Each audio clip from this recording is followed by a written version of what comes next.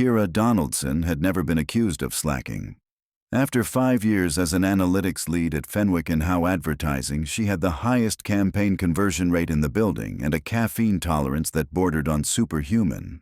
But the long hours were punishing, and when HR announced the partnership with Lucid Life, the world's first enterprise-grade sleep pod provider, the entire 43rd floor buzzed with relief. The pods arrived on a Tuesday, glossy white sarcophagi set along a carpeted alcove where 2 printers used to whir.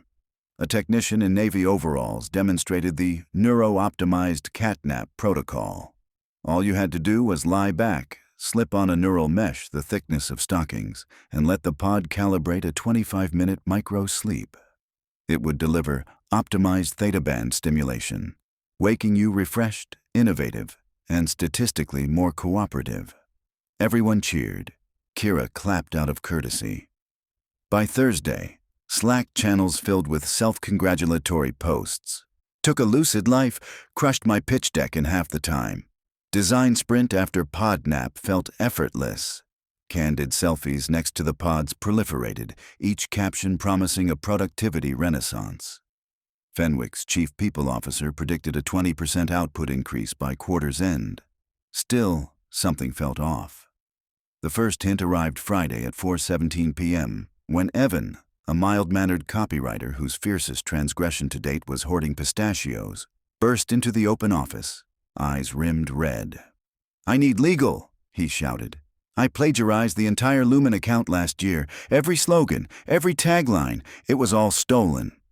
Gasps fluttered. Lumen was their biggest client, and Evan's copy had won regional awards. He sank to his knees, weeping, insisting Lucid Life had shown him the truth. Security escorted him away. Over the weekend, Kira couldn't shake the image. Plagiarism. Evan. Ridiculous. She spent Sunday combing the agency's archives, comparing his drafts to competing campaigns. No resemblance past coincidence.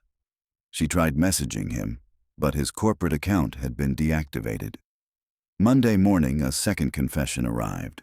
Priya from data science emerged from a pod pale as chalk. She insisted she'd embezzled $200,000 by manipulating vendor invoices. HR hurried her to a conference room. That afternoon, an all-staff memo announced Priya's resignation to pursue personal matters.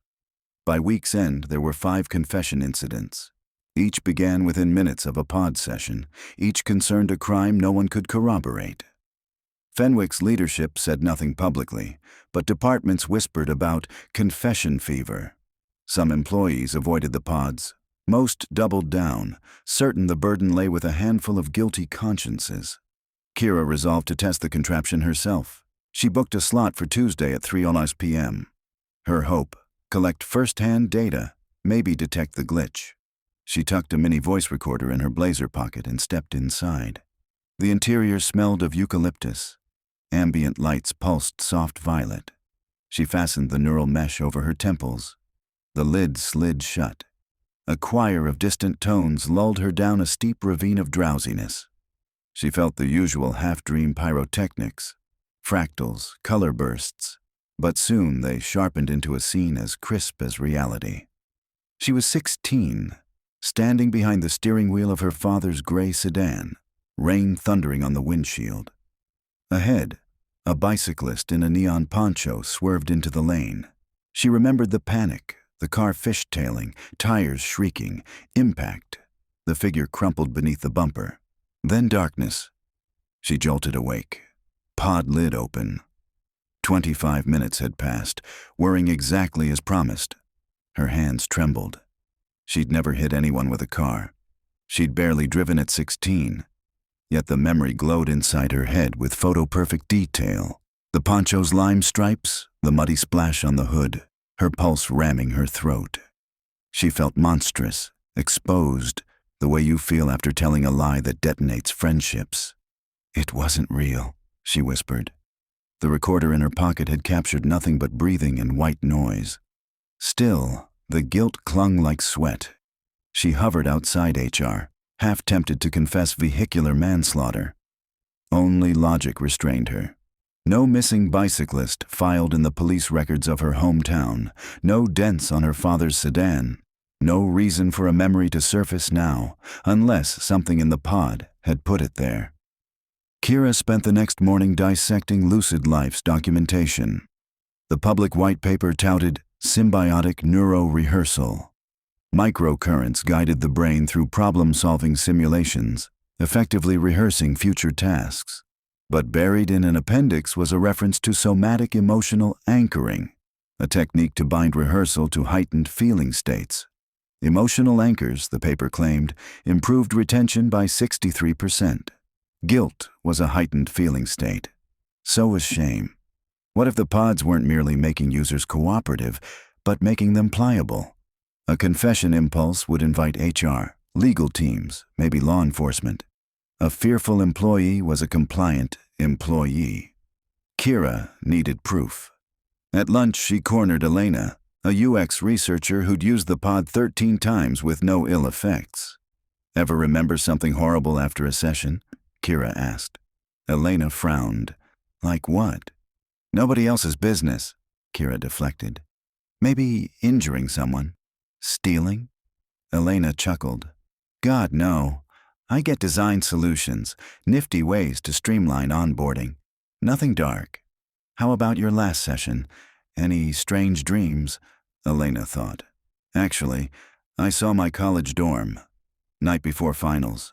I pulled the campus-wide fire alarm to delay an exam. Always felt guilty." "Did you actually do it?" "Maybe."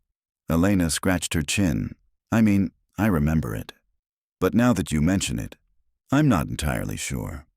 By late afternoon, 2 more confessions rattled the office.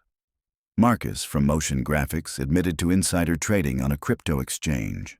Debbie from HR tearfully described switching medication in her roommate's pillbox senior year, causing a psychotic break. Both were escorted out. Kira had seen enough. She filed a support ticket with Lucid Life under a throwaway email, posing as a prospective enterprise client curious about somatic anchoring. Within an hour, she received a Calendly link for a demo with Dr. Nassim Reza, Chief Neuroscience Officer. An opportunity. That night, she researched Dr. Reza, discovering a decade-old TED Talk praising the persuasive power of regret. Reza posited that morally laden memories sharpened new learning pathways, making the brain eager to correct itself. He cited early trials on incarcerated subjects. The program lost funding after ethics complaints. Kira set her laptop microphone to record and joined the call at 9 a.m. sharp. Reza's face appeared, a smooth-browed woman with silver hair and a diplomatic smile. "Lucid Life welcomes forward-thinking organizations," she began. "You're interested in our emotional anchoring module?" "Yes," Kira said, steady. "How do you generate the anchors?" "Our algorithm identifies latent guilt markers, unresolved events. We guide the brain to revisit them, amplify them gently, and pair them with targeted rehearsal. The user awakens ready to change behavior, work harder, collaborate, comply with corporate ethics." "In trials," Kira pressed, "have users confessed to crimes?" "Confession is a byproduct," Reza shrugged. "When guilt surfaces, people seek absolution. It's a sign the protocol is working." "But what if the crimes never happened?" Kira asked. Reza paused. "False memories are exceedingly rare. I know of 11 cases in 1 week." "Which client?" Reza's voice cooled. "I'd prefer anonymity." Reza leaned forward, eyes narrowing. "False memories typically arise when subjects resist the process. Neocortical misbinding can occur. Best practice is immediate debrief with an authorized facilitator." "Authorized by whom?" Kira snapped. "Lucid Life. We provide certified partners. Confessions are documented, liabilities assessed, and the user receives adjustment." "Exactly." Kira muted her mic, heart hammering. Adjustment. She didn't want to imagine what that entailed. She killed the call. She had enough to sound the alarm if she could just stop more people from entering the pods. She drafted a mass email detailing her findings appended a transcript of Reza's statements, and hovered over send. But corporate policy forbade group emails outside managerial channels. She risked termination or legal action for defamation. Instead, she forwarded the draft to her friend Owen in IT security, asking if he could validate Lucid Life's code penetration into user neurodata. Owen replied at midnight, "Meet me in server room 12 tomorrow before shift." Server room 12 was a refrigerated cathedral of blinking racks. Owen stood amid them, laptop balanced on a rolling cart. "I cloned the pod's firmware," he said, voice hushed. "It logs more than biometrics. It assembles cognitive scaffolds, basically prefab memory constructs, then injects them when your REM intensity peaks." "Constructs from where?" Kira demanded. "Composite data, social media, psych profiles, public accident reports. It stitches plausible guilt events tailored to you." He swiveled the screen toward her. Snarls of code, time-stamped injection points, metadata linking each scaffold to a target user. "Look, here's Evan," Owen said.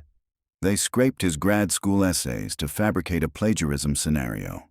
Priya's scaffold references an actual embezzlement case in Toronto. They just swapped the names. Kira felt dizzy. Why implicate them in fake crimes?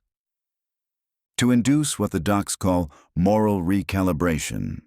Once you believe you're capable of wrongdoing, you submit to oversight.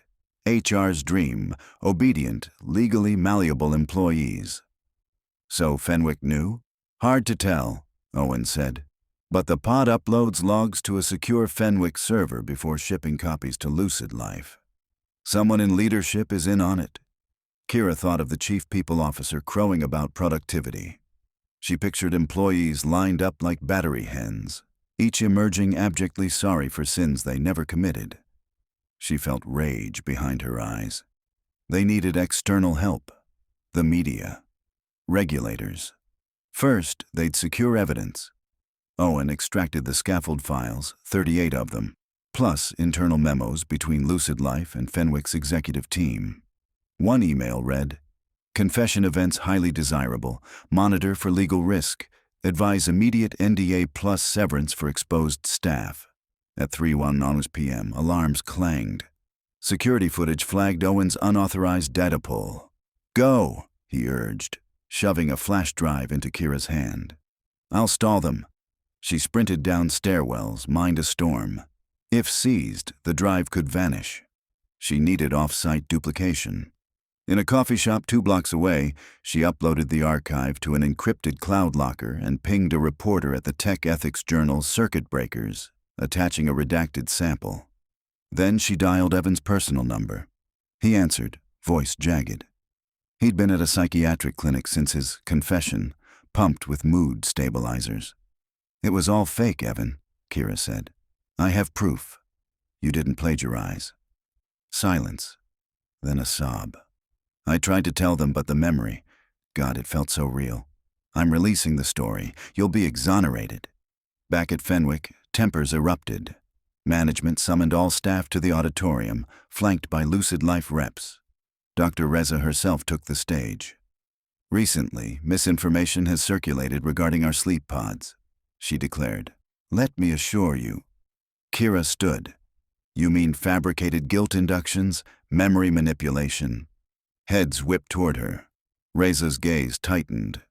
"You're experiencing retroactive rationalization," Reza said calmly.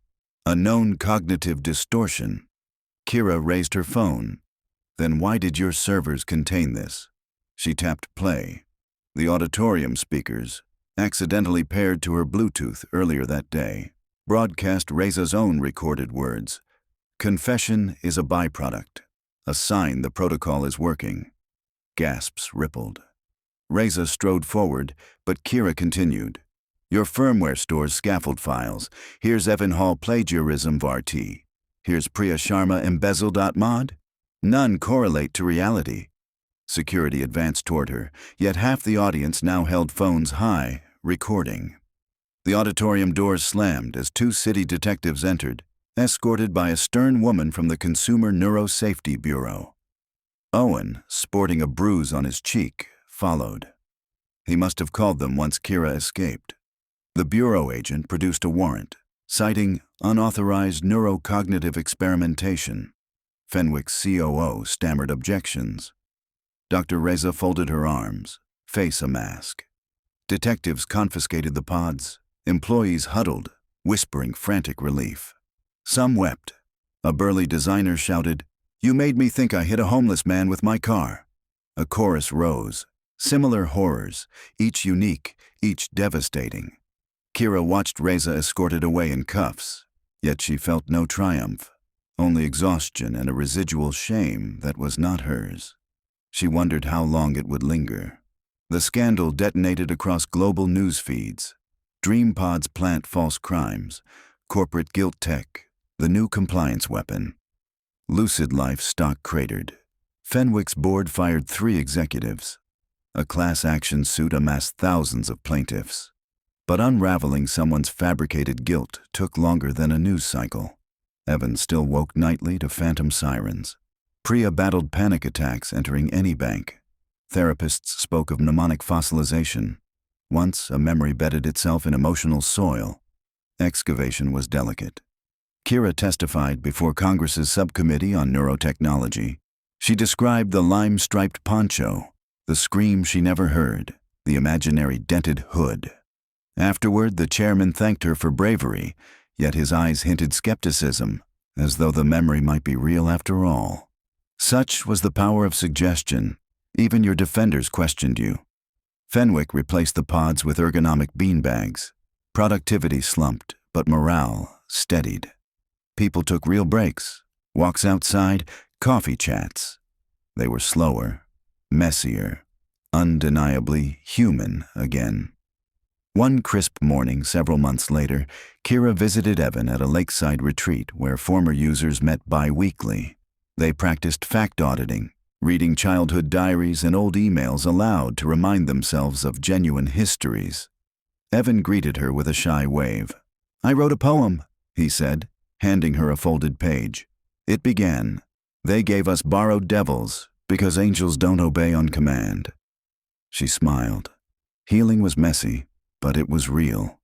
The group gathered on the grass. A counselor asked them to close their eyes, breathe, and picture a place absent of guilt. Kira tried. She visualized the Fenwick alcove where pods once hummed, only now the space was empty, sunlight pooling on carpet.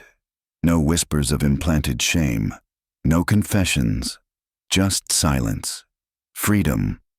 When she opened her eyes, she realized something unexpected. The false memory had dimmed. Its images still flickered, but the emotional voltage had dropped. In its place rose an untidy pride. She had fought back, and others had joined. As dusk painted the lake copper, the counselor asked if anyone wished to speak. Kira raised her hand, heart steady. "I remember something," she said. "Something true this time." The circle leaned in. "I remember how a lie tried to graft onto my life, and how we cut it out together." Nods, murmurs of assent. The group exhaled as though releasing a held breath.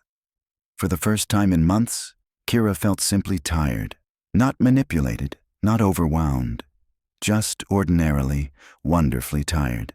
The kind of tired no machine could optimize, no corporation could monetize, and no fabricated confession could steal. And that, she decided, was the only honest sleep anyone ever needs.